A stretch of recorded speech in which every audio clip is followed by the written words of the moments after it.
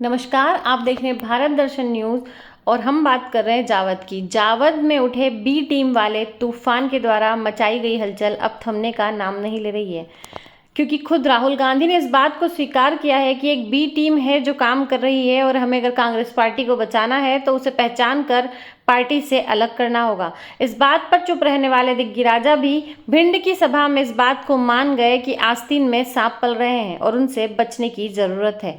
तो क्या जावद में उठे कार्यकर्ताओं के विरोध के स्वर अपने निर्णायक तक स्तर पहुंचेंगे? यह बात तो तब सार्थक होगी जब इस पर अमल भी किया जाएगा। इसी बीच कांग्रेस के पूर्व जिला महामंत्री कैलाश गुप्ता ने क्या कुछ कहा, आइए सुनते हैं। जो आपने कहा कि राहुल गांधी जी ने कांग्रेस में बी टीम काम कर रही, इस बात पर मोहर लगाई।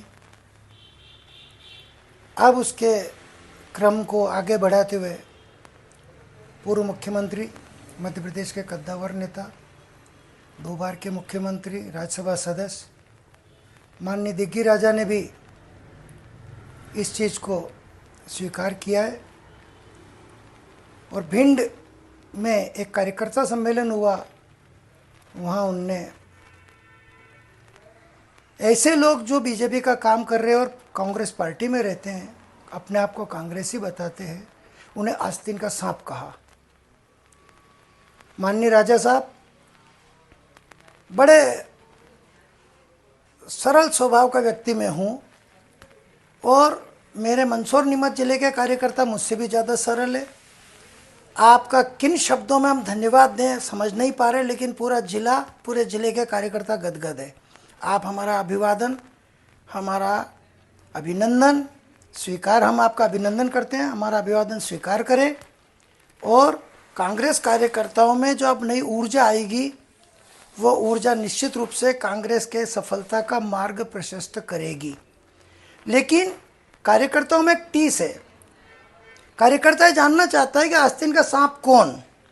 वो लोग जो ईडी से बचने के लिए, अपनी संपत्तियां बचाने के लिए कांग्रेस में रह करके बीजेपी का साथ दे रहे, या वो लोग जो पूर्व मंत्री ओम प्रकाश सकलेचा के मंच पे जाते हैं, मंच को शेयर करते हैं, सत्यनारायण जी पाटीदार, और कांग्रेस की बेइज्जती होती है तो उसके ऊपर स्वयं भी हंसते हैं।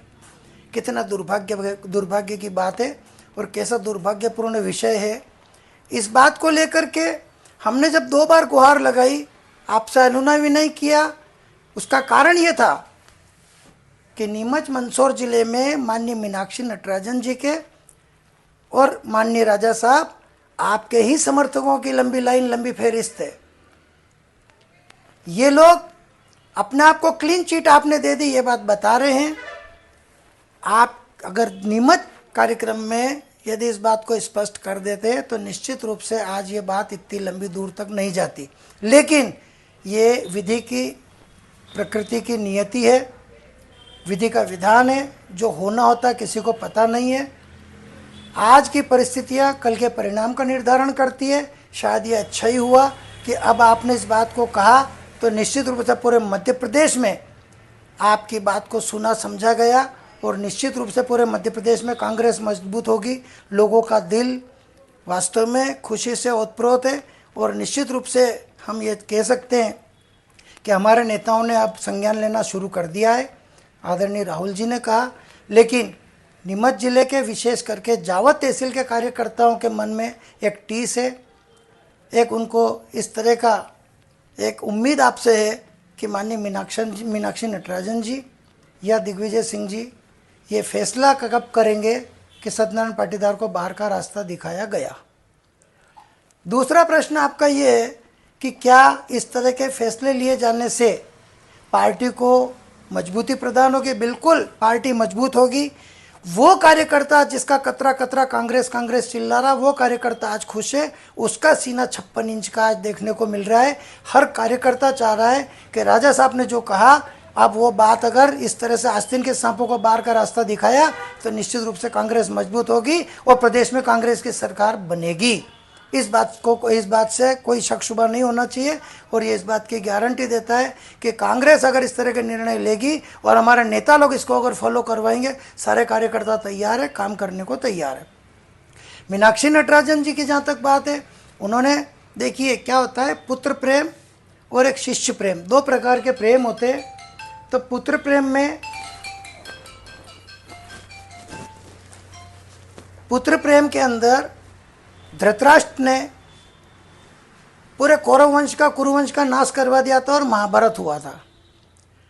मीनाक्षी नटराजन जी, जब राहुल गांधी जी ने स्वीकार कर लिया कि एक बी टीम काम कर रही है, उस बी टीम के जो सदस्य उनको पार्टी से बाहर का रास्ता दिखाना होगा, तो फिर आप कौन से शिष्य प्रेम में अभी तक इंतजार कर रही है? आपने ये भी कहा, जब पत्रकारों ने पूछा तो आपने ये कहा है कि मैं सोशल मीडिया के समाचारों पर विश्वास नहीं करती हूँ। अब दिग्विजय सिंह जी ने स्वीकार कर लिया, राजा साहब ने, क्या अब भी आप यही सोचेगी? क्या सत्तू पाटीदार को आपका वरद हस्त अब भी प्राप्त होता रहेगा? क्या कांग्रेस इसी तरह से मजबूत होगी?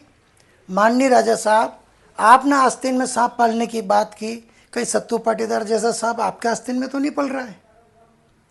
पूरे क्षेत्र की जनता जानना चाहती है और पूरे क्षेत्र की जनता कमर कस के बैठी है कि जब शुरुआत हुई है और जब बात हुई है तो बात दूर तक जाएगी और सरकार तो जनता बना देगी, कार्यकर्ता सरकार बनाएगा। मुझे एक प्रसंग याद आता, माननीय राजा साहब, हमारे नीमच मंदसौर जिले के एक नेताजी ने विधानसभा का चुनाव लड़ा और मंच पे ये कहा, मेरे जीवन का ये आखिरी चुनाव है, आप मुझे सपोर्ट कीजिए, मुझे वोट दीजिए। अरे तुम अच्छे कर्म करते होते तो हाथ जोड़ने की क्या जरूरत होती? इस तरह से गिड़गिड़ाने की जरूरत क्या थी? आपने कांग्रेस के साथ छल किया है, ईश्वर आपको नहीं बख्शेगा। और मैं तो कहता हूं, आप ईडी के छापे से बचने के लिए बीजेपी का साथ दे रहे हो, अब भी सुधर जाओ, अब भी मान जाओ, अन्यथा समय दूर नहीं है जब आपका हिसाब किताब कुदरत लेना शुरू कर देगी। तब आप क्या करेंगे? तब तो ना ईडी काम आएगी, ना सीबीआई, ना सीआईडी। अब तब तो आपकी स्थिति खराब होने वाली है। तो मेरा निवेदन है कि माननीय दिग्विजय सिंह जी साहब, माननीय दिग्विजय राजा साहब, मैं आपका बहुत अभिनंदन करता हूं, बहुत विनती करता हूं कि एक कार्यकर्ता सम्मेलन आप मंदसौर नीमच जिले की लोकसभा क्षेत्र में दीजिए। आपको वो वफादार कार्यकर्ता हम इकट्ठा करके देंगे जिनका कतरा कतरा कांग्रेस कांग्रेस बोलता है। ये दोगले लोगों को हम एक को नहीं आने देंगे। आप स्वयं महसूस करेंगे कि वास्तव में ये लोग कांग्रेस की सरकार बना के देंगे। ये वादा मैं करता हूँ। धन्यवाद।